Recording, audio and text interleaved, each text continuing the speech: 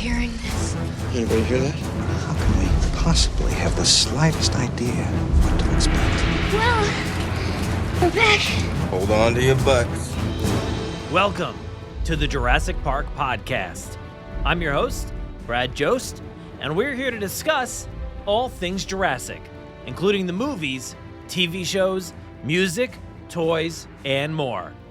In episode 403, we have a lot of recent news to discuss. There's a new photo out there with Jonathan Bailey. We've got potentially the start of Jurassic World's 10th anniversary festivities.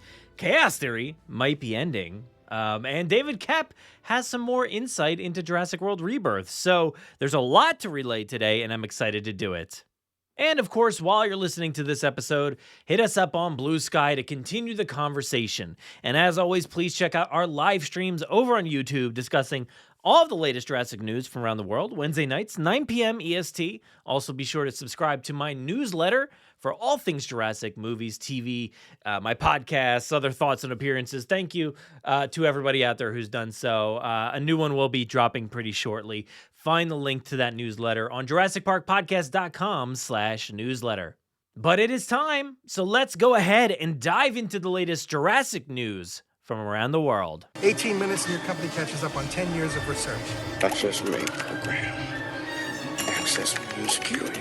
These pictures were taken in hospital in Costa Rica 48 hours ago. I don't want to jump to any conclusions, but look. Boy, we hate being right all the time. Today, I guarantee it. All right, so first off here in the news, I wanted to discuss an upcoming event at Universal Japan. So they announced that there is going to be a limited time special program called Jurassic World Journey, which is going to be held from Friday, March 14th, 2025 to Sunday, August 31st, 2025.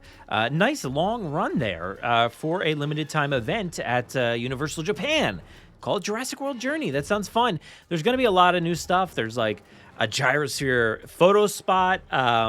There's new food options. And they've got a new thing called like the Mission Walk, which has been introduced where you can explore while solving mysteries in the area. And they say here that it is a thrilling adventure that the whole family can get excited about.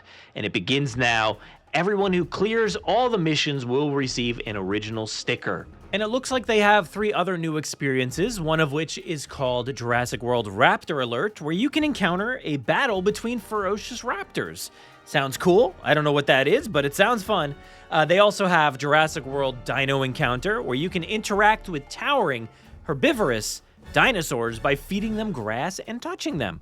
And then the last one is Jurassic World Baby Dino Adventure, where you can interact with adorable baby dinosaurs. Now, all of that was translated from Universal Japan's website, or their press release. So it was a little tough to get through some of it, but I think that gives you the gist of everything going on around there. It sounds like it's going to be really cool. And I didn't necessarily see anything indicating like a 10th anniversary celebration per se, but maybe this is start of that. You know, this could be the start of kicking into gear for the 10th anniversary because there was such a huge emphasis on the Jurassic World brand of it all, and they've got the standard Jurassic World logo, just with the word Journey underneath of it. They've got blue. They've got a lot of the renders that you know and may love or hate. I don't know, from the Jurassic World series, like the Pteranodon, the Triceratops. There's kids running through jungles.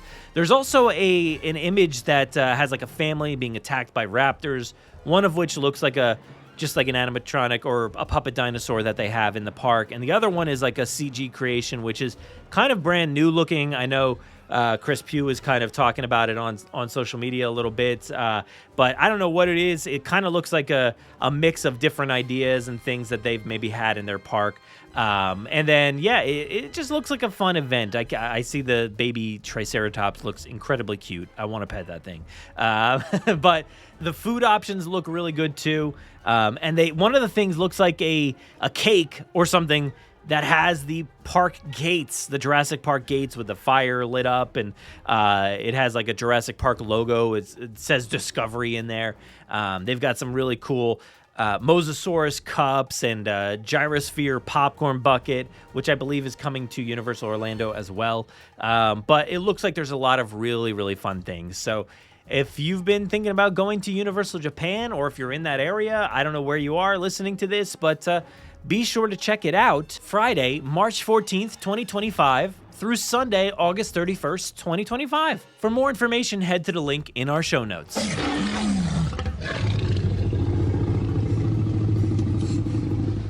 Next up, I wanted to discuss some information regarding Jurassic World Chaos Theory. Now, all of this information was, I believe, first uncovered by Muzamil and was shared over on Blue Sky, so go check out that post. And this is about the Chaos Theory Volume 3 Junior Novelization, and you can find that. It looks like it's going to be coming out September 2nd, 2025, and there was a little synopsis in there, so I will go through all the stages of this exploration here, and I'll start off by reading this synopsis here, and it says, Darius and his friends are all delighted that Brooklyn is alive, but now must try to understand why she seems to be working with the broker. Can the Nublar 6 finally put a stop to illegal dinosaur trading and save the dinosaurs once and for all? Find out in this novelization that retells the final exciting season of Jurassic World Chaos Theory and features 8 pages of full-color images from the Netflix series. So there you have it. We get to learn that, the kids are happy she's alive, but got to figure out what's going on with Brooklyn. And, the synopsis sounds pretty final in itself, as far as can they finally put a stop to illegal dinosaur trading and save the dinosaurs once and for all. And the synopsis does mention the final exciting season of Jurassic World Chaos Theory. Now, all of that sounds pretty final to me. Let's continue on, though. Let's keep discussing some other things as well. There was a second synopsis that was from a Step Into Reading book for Chaos Theory, which is... they're kind of like different leveled reader books that, kids can read from ages 5 to 8. And there is a synopsis here for this one that Muzamil uncovered as well. And it says, Darius and his friends accept a cargo plane ride from someone who appears to be on their side. But can he be trusted? And can they save the dinosaur being transported while also reaching their final destination safely? Find out in this Step 3, Step Into Reading, leveled reader based on the Netflix series Jurassic World Chaos Theory. So there you have it. There's some more information. The kids are potentially going to be going on a cargo plane with somebody who appears to be on their side. And they do mention, can he be trusted? Which I find super interesting. They're going to be on this plane with a dinosaur that they may have to keep safe or something like that. And they've got a cargo plane that is piloted by a he, whoever that may be. Not Kayla Watts. I've been talking about Kayla Watts on this show for a while now. How I feel like Kayla would be the perfect person to take these kids to Malta, to Biosyn Valley, to wherever the case may be. I don't know. But I feel like there is the opportunity to get these kids from one place to the next. And the end of the season 2 really set us up on that trajectory. But it doesn't sound like that's the case. They're going to be on a plane with a different person on a cargo plane, much like Kayla Watts does, with dinosaurs in Jurassic World Dominion. So who knows what's going to be in that season. Maybe she'll be there, maybe she won't. But that was some interesting information, though, just to find out that there's a little bit more to the synopsis, finally trickling out. So hopefully we'll get some real information soon. Now, I did want to follow that up with some information that Chris Pugh also posted on Blue Sky. Again, Blue Sky's the place. Go check it out.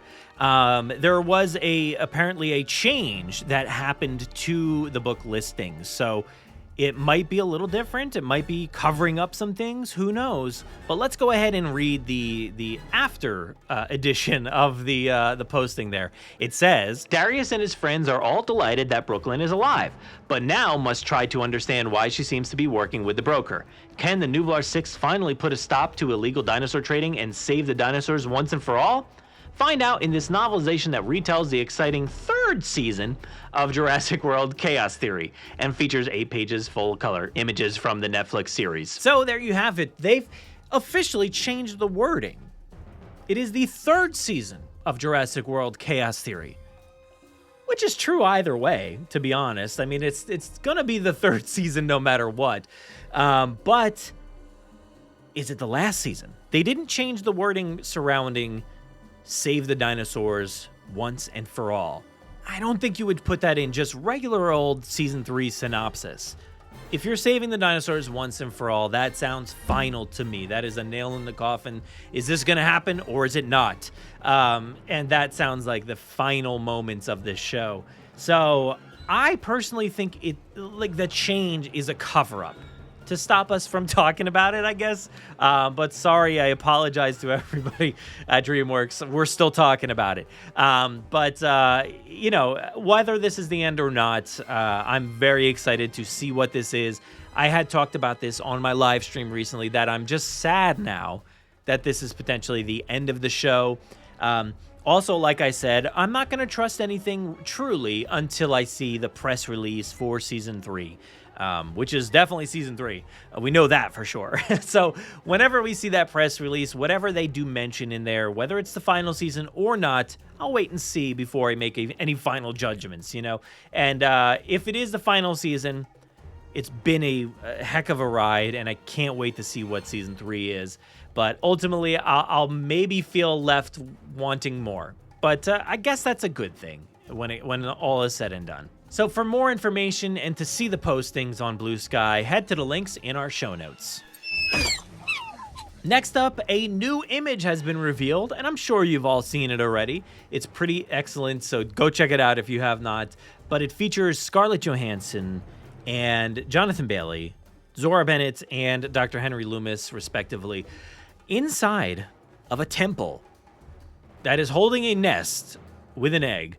And Jonathan Bailey is extracting the DNA, which I'm assuming he's extracting the DNA from this egg and hopefully using it for some life-saving benefits at some point during this movie. We'll see.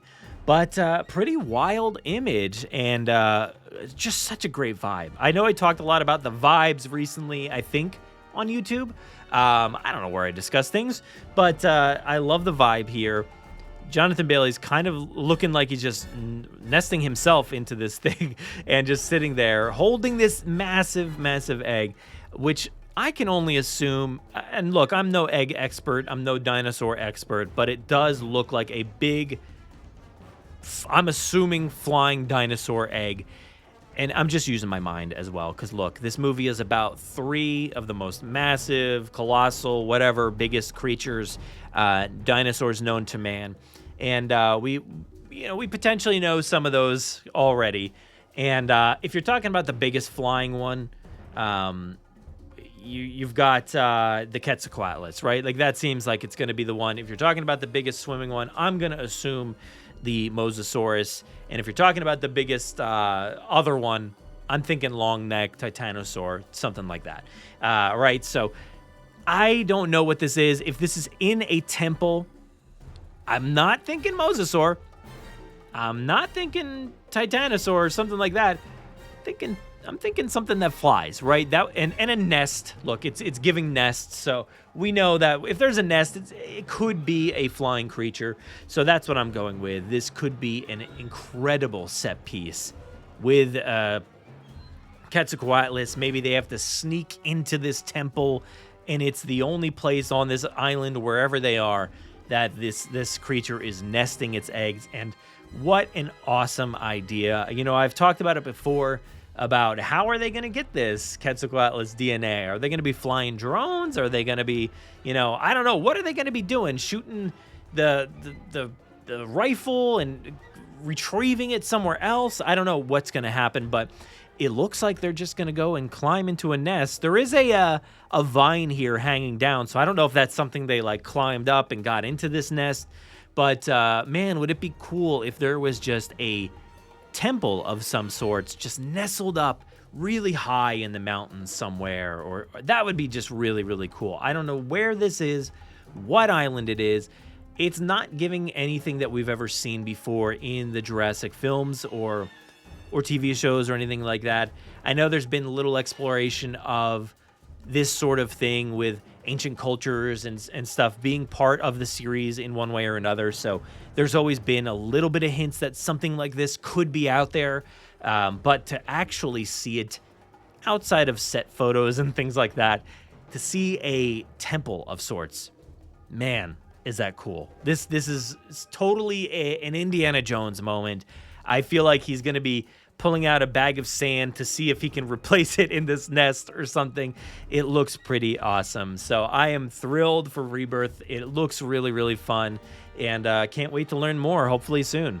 If you haven't seen the photo, head to the link in our show notes. And lastly, here in the news, Variety had the chance to speak with David Koepp about his movie Presence, which is currently in theaters. But of course, they had the foresight to ask him a little bit about Jurassic World Rebirth. And one of the first questions they had asked him was just about, like, what is it like coming back to Jurassic franchise? And he said this: "The first two movies were two of my favorite experiences ever."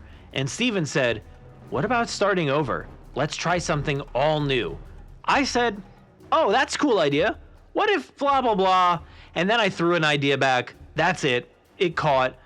You do it all the time with your friends and collaborators. Throw ideas back and forth, and sometimes they catch. Usually they don't. There is pressure because it's going to cost a lot of money, and there are going to be big expectations and blah, blah, blah.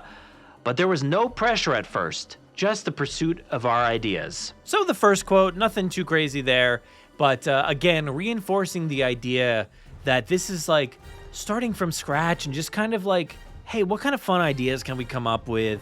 And nothing really in the way, no roadblocks, nothing too crazy there other than, hey, we know it's going to be an expensive venture, but what do we have? What do we got? How can we get this thing going? And I really appreciate that. And the next question was a great one that you typically get when you have people that maybe aren't too keyed in on the franchises asking the questions. You usually get some really good, like, gold nuggets from people like that.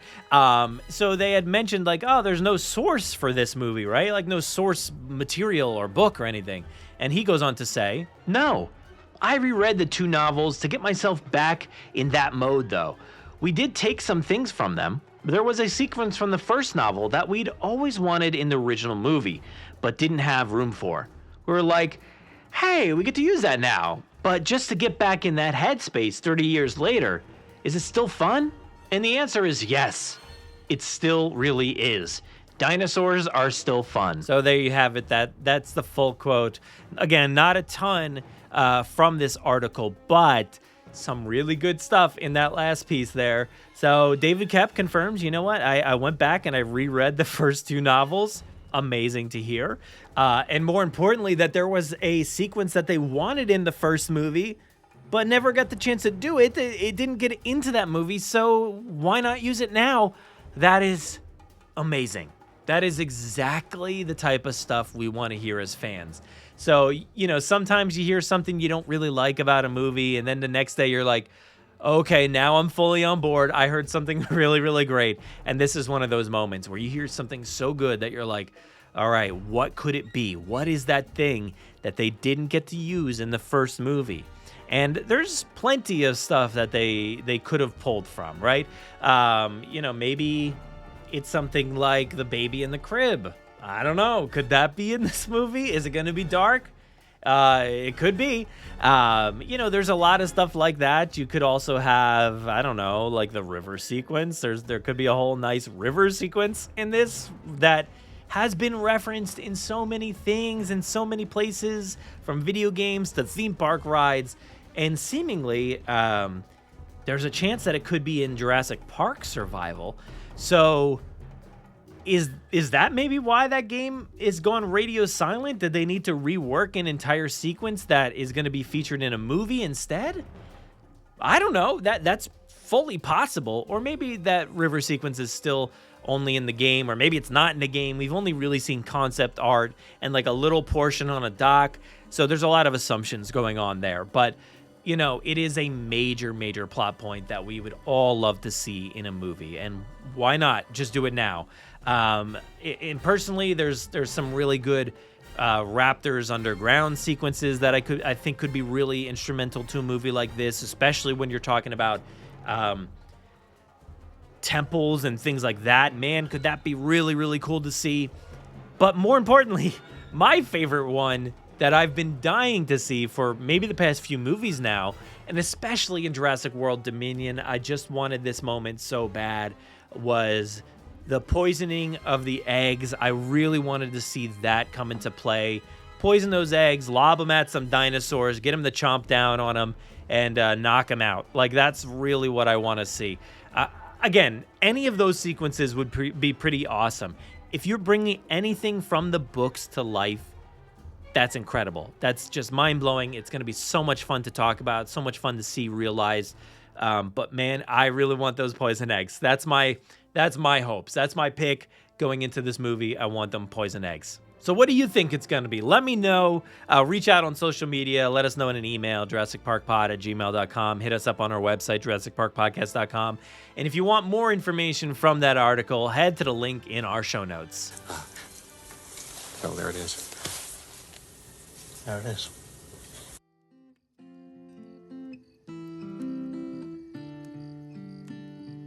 Life will not be contained. Life breaks free, it expands to new territories, and crashes through barriers painfully, maybe even dangerously, but, well, there it is. There it is. I'm simply saying that life, finds a way. That'll do it for another episode of the Jurassic Park Podcast. We appreciate each and every one of you for listening and sharing in our love of the Jurassic franchise. And this week, I want to give a huge shout out to everybody out there who does such a great job of cultivating, Jurassic news on social media. I feel like recently I've certainly taken a step back from finding everything as fast as possible and posting it and putting a picture on social media or an article or whatever. I've really been super relaxed on that front, even though there's a new Jurassic movie coming out. But I just wanted to shout out, Mozamil for finding stuff, almost as soon as it happens, it feels like. Chris Pugh's out there always doing stuff. Who else? Kia. Shout out to Kia for being on top of Camp Cretaceous stuff and Paleo stuff. And Jurassic Souls is always out there getting the conversation rolling. I love to see it. Oh, and Tom. Of course, Tom. Tom's always there for me to bounce, when I find the news, I always bounce it off of him to see what's he feeling? What does he think on these certain topics? So thanks to Tom for always being there. And I did make a starter pack over on Blue Sky. So it has basically at least a lot of the fans that I've seen and interacted with. And if you're out there and you're posting stuff and you're being a part of the Jurassic online community over on Blue Sky, let me know. And I will add you to that starter pack so other Jurassic fans can see that pack and be like, all right, I got to follow all these people.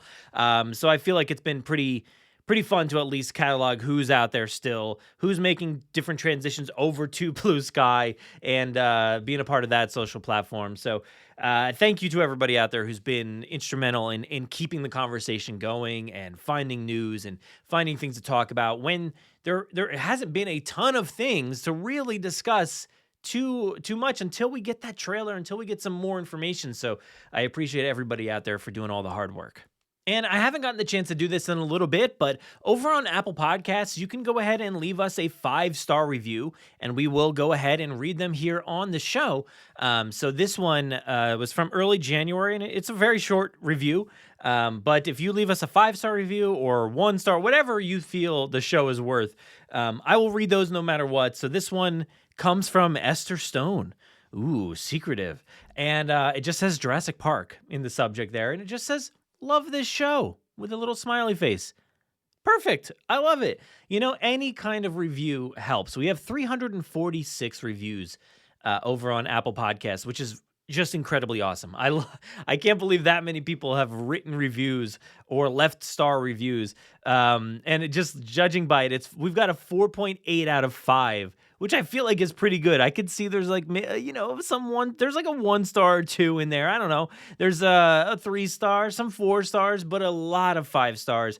So I appreciate you all really loving what we're putting together here. And if you feel like the show, if you want to spread the word and if you feel it's deserving, please go do so over on Apple Podcasts. Leave us that 5-star review. And if you're on Spotify, I think you can leave a 5-star review there as well. I don't think they do the whole written thing, but you can do comments. I'm always seeing comments pop up in my emails. So go leave comments on Spotify, wherever that is. I don't know. I know where Spotify is, but I don't know where you leave comments.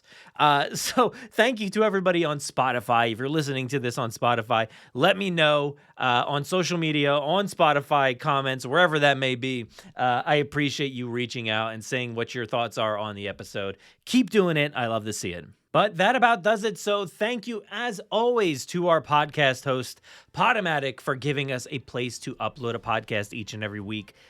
Please, everybody out there, stay safe and know that you matter. Be kind. Fight for representation, change, inequality in the Jurassic franchise. But more importantly, outside of it, in the real world, where everything's tangible, you can feel the grass, you can touch it if you want. And I think something like that is especially needed these days. Let's go touch some grass and be sure to make this world a better place. I'm going to go ahead and hand things off to myself for the outro. Take it away. Saddle up, let's get this movable feast underway. Continue the conversation with us on Threads and Instagram. Watch our content on TikTok and YouTube. Find us on the web at JurassicParkPodcast.com. You'll find today's episode show notes, articles, contributor bios, and so much more. You can listen to us on Spotify, Apple Podcasts, our website, and wherever else podcasts are found. So please be sure to follow along and share with your friends, family, and fellow Jurassic fans. If you haven't already, please give us a 5-star review on Apple Podcasts and Spotify.